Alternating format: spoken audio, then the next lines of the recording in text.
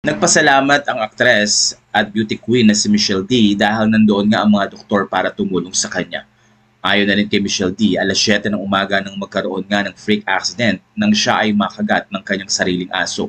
At dahil na rin sa dami ng mga instance at mga story na may mga namatay dahil sa rabies, mabilis na nagpunta ng hospital si Michelle D para magkaroon nga ng vaccination ng anti-rabies at tetanus.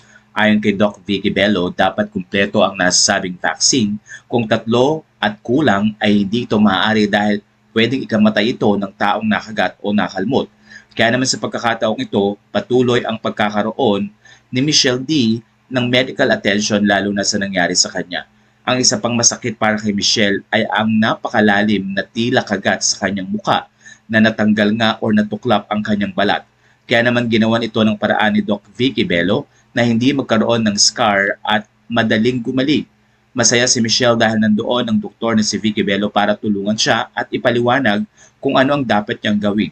Kaya naman ayon kay Doc Vicky Bello, hindi dapat ipinagwawalang bahala ang mga ganitong pangyayari. Marami pa naman sa mga artista at mga Filipino ang mahilig sa pet, pero ang pag-iingat ang tuwirang ipinapahayag ng mga doktor. Kaya naman pinapalawig din ngayon ng ating pamahalaan ang pagkakaroon ng anti-rabies at pati na rin anti-tetanus na vaccine na available para sa mga Filipino kung sakaling makagat man ng aso.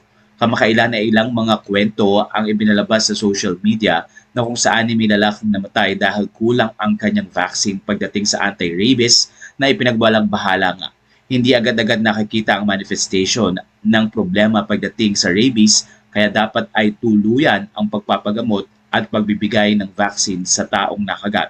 Sa puntong ito ay isang aral ito hindi lamang sa mga Filipino kundi sa lahat ng nakakita sa story ni Michelle, na ayon kay Michelle ay isang magandang halimbawa ito para sa lahat na huwag babaliwalain ang mga ganitong pangyayari sa ating buhay lalo na sa araw-araw.